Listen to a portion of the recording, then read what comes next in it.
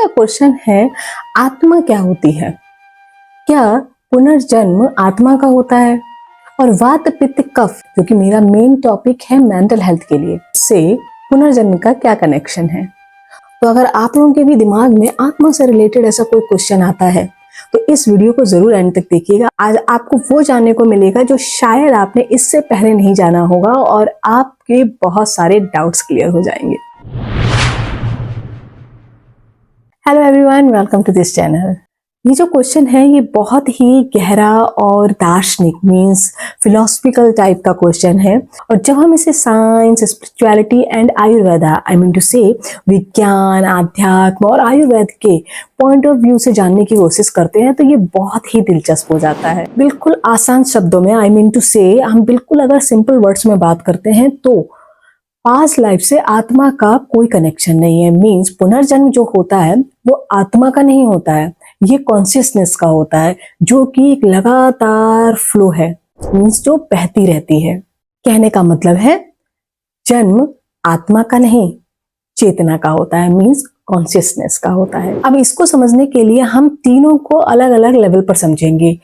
आत्मा क्या है, कॉन्शियसनेस क्या है और पुनर्जन्म क्या है। जब हम इन तीनों को अलग अलग स्तर पर समझेंगे तो हमारा कॉन्सेप्ट एकदम क्लियर हो जाएगा।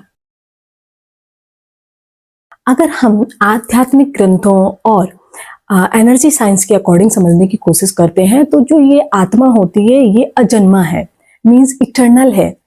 ये ना तो मरती है और ना ही दोबारा जन्म लेती है, ये तो पूरी तरह से व्याप्त है और हमेशा उपस्थित रहती है, हमेशा प्रेजेंट रहती है और हर जगह प्रेजेंट है।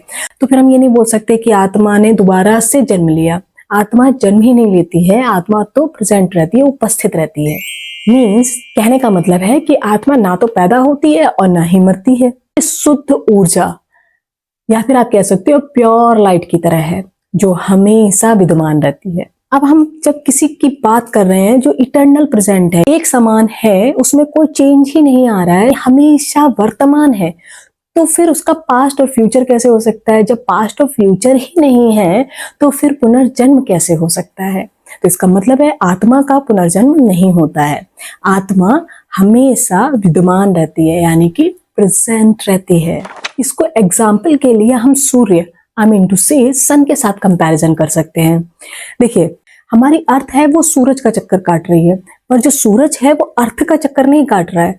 सूरज अपनी जगह पर विद्यमान है। सूरज अगर दौड़ भी रहा है तो वो गैलेक्सी का राउंड लगा रहा है, ना कि अर्थ का। अर्थ सूरज का राउंड लगा रही है। मतलब ये होता है कि सूरज प्रेजेंट है, उसका ना पास्ट है ना फ्यूचर है। गुजरा हुआ कल, आने वाला कल और प्रेजेंट जो बन रहा है वो अर्थ का बन रहा है, क्योंकि अर्थ चक्कर काट रहा है, पर सूरज अर्थ के चक्कर नहीं काट रहा है, वो वहीं पर विद्यमान है। और सूरज से निकलने वाली जो किरणें हैं वो ना आ रही है ना जा रही है, ना उनका पास्ट था ना फ्यूचर था, वो वहीं की वहीं विद्यमान है। सूरज अपनी रोशनी को वैसे ही बिखेर रहा है, वो सब जगह बराबर फैला रहा है।